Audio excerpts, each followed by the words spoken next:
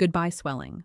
If your legs feel heavy by the afternoon, if your ankles leave deep sock marks, or if your knees seem to fill up after a short walk, you've probably heard the same tired explanation. This is what getting older looks like. But swelling, stiffness, and that constant sense of weakness aren't always an unavoidable life sentence. Sometimes they're signals, your body asking for the raw materials it needs to repair itself. For decades, the conversation around joint pain and leg swelling has centered on creams, pills, and injections. Meanwhile, the simplest building blocks of recovery, food-based nutrients that support connective tissue, get treated like an afterthought. And that's convenient because nobody can trademark a zucchini or patent a bunch of parsley. But your joints, tendons, skin, and blood vessels are built from real tissue, and real tissue needs real nutrients to stay strong. One of the most overlooked pieces of the puzzle is collagen support. Collagen isn't just about wrinkles. It's the structure that helps your joints glide smoothly, helps your skin resist bruising, and helps your blood vessels stay resilient so fluid doesn't pool so easily in the legs. When collagen breaks down faster than it's rebuilt, you can feel it in surprising ways. Puffy knees, stiff ankles, tender feet, weaker balance, and skin that seems thinner than it used to be. Dr. Natalie Winslow often reminds patients that the goal isn't to chase symptoms forever. It's to strengthen the systems underneath them: circulation, inflammation control, mineral balance, and the nutrients that keep connective tissue from fraying. Here's the important truth. Vegetables don't contain collagen the way bone broth does, but many vegetables provide the vitamins, minerals, and plant compounds your body uses to make collagen and protect the collagen you already have. They also help manage inflammation and support blood flow, which matters because even the best nutrients can't reach your knees and ankles if circulation is sluggish. Below are 8 grocery store vegetables that can support collagen production and connective tissue health, starting with gentle, easy options and moving toward the most potent ones. This isn't magic, and it isn't a replacement for medical care, especially if you have sudden swelling, chest pain, or one-sided leg swelling. But if your day-to-day discomfort has been brushed off as normal aging, these foods can be a smart place to begin. Zucchini is one of the simplest ways to start supporting tissue repair without stressing digestion. Many older adults overlook it because it seems bland, but zucchini offers vitamin C and helpful minerals that contribute to connective tissue maintenance. It's also hydrating, and hydration matters because cartilage and fascia rely on water to stay springy and functional. The key is preparation. If you boil zucchini into a mush, you lose a lot of what makes it valuable. Instead, aim for light cooking. Slice it and roast it gently with olive oil or sauté quickly until just tender. If your digestion tolerates it, raw zucchini ribbons in a salad can be a refreshing option. Pair it with lemon juice for extra vitamin C support and a handful of nuts or olive oil for better absorption of fat-soluble nutrients. When zucchini becomes a regular part of your week, it can support a quieter kind of improvement, less puffiness by evening and fewer cramps that interrupt sleep, especially when it replaces more processed, salty foods that worsen fluid retention. Beetroot supports the delivery system behind recovery, blood flow. When legs feel cold, toes tingle at night, or walking feels unusually tiring, circulation may be part of the story. Beets are known for naturally occurring nitrates that the body can convert into nitric oxide, which helps blood vessels relax and widen. That matters because connective tissue repair depends on steady delivery of vitamin C, zinc, amino acids, and oxygen. If circulation is limited, tissues in the feet, calves, and knees can feel like they're always behind on repairs. The best beet options are raw grated beets in salads or gently roasted beets with the skin on. If you buy pre-cooked beets, watch for added vinegar, sugar, or heavy preservatives that can change the nutritional profile. Combining beets with a vitamin C source, like citrus or even a splash of lemon, can help overall nutrient utilization. You don't have to drink beet juice daily to benefit. Adding beets a few times a week can be enough to support warmer feet, better walking endurance, and that less compressed feeling in the lower legs. Carrots may be the most familiar vegetable on this list, but they become more important with age because they provide beta-carotene, which the body can convert into vitamin A. Vitamin A plays a direct role in tissue renewal, including the cells involved in maintaining skin and connective tissue. When vitamin A status is low, repair slows down. People often notice it as thinning skin, easier bruising, and joints that feel more grindy than cushioned. But carrots come with a big rule. They work better with fat. Eating carrots completely fat-free can limit absorption of the nutrients you want most. A small amount of olive oil, avocado, tahini, or yogurt can make a real difference. Lightly steaming carrots and then tossing them with olive oil and spices can be more helpful than boiling them for a long time. Raw shredded carrots in a salad with lemon and a creamy dressing works too.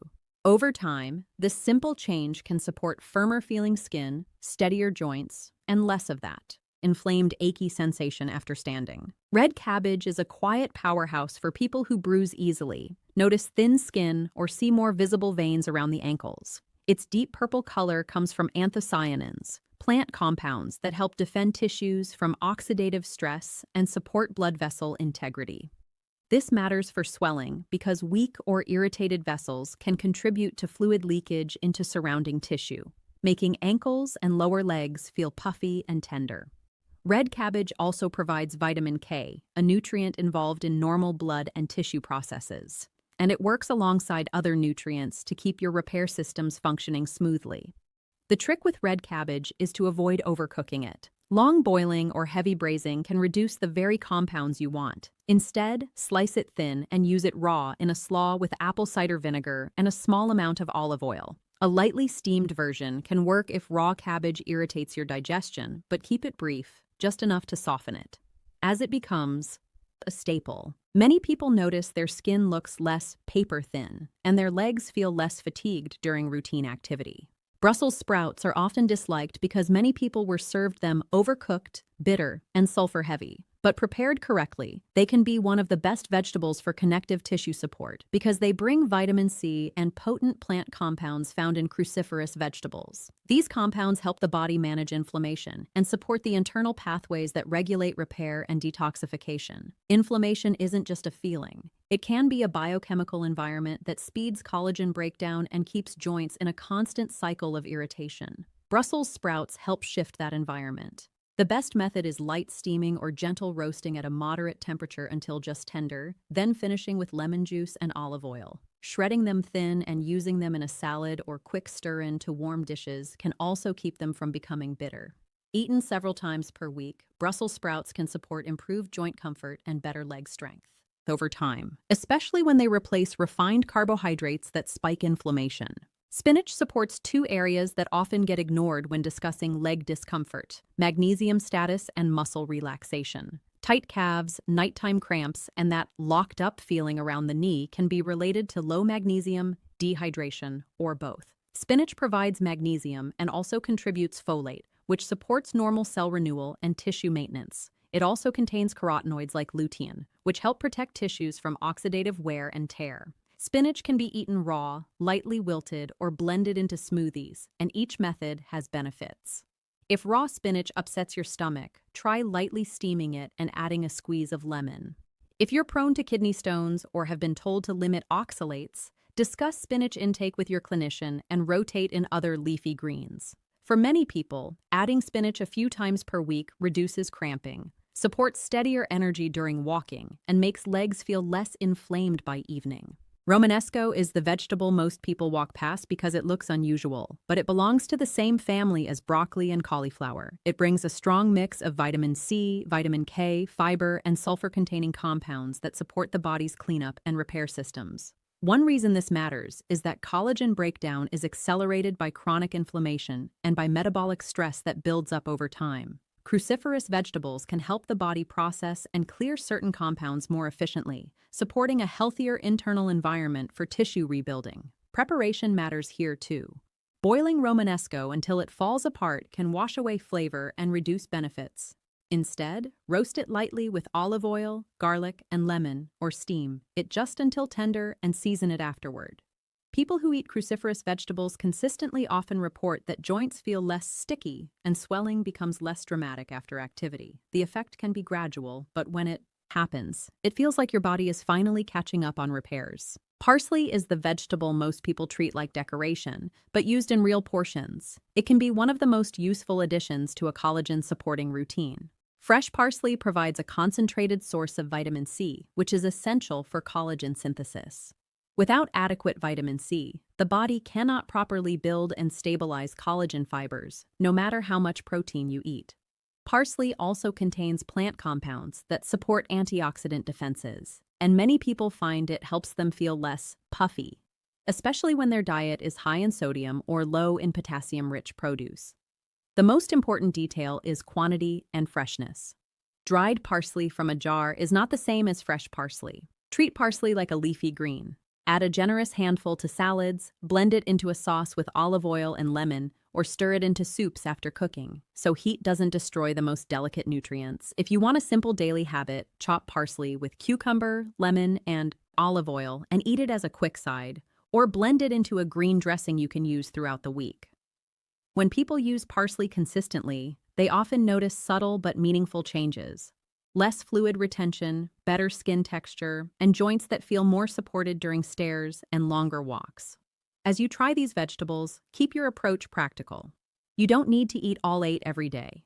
Choose 2 or 3 that you enjoy and can prepare easily, then rotate. Pair vitamin C-rich vegetables with protein sources because collagen is built from amino acids, and the vitamins act like the tools that assemble them. Use healthy fats to improve absorption of fat-soluble nutrients.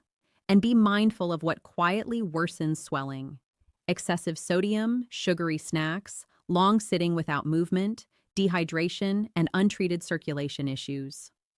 If your swelling is sudden, painful, one-sided, or accompanied by shortness of breath, don't self-treat. Get medical evaluation promptly. If you're going to start with one change this week, start with the one you'll actually do.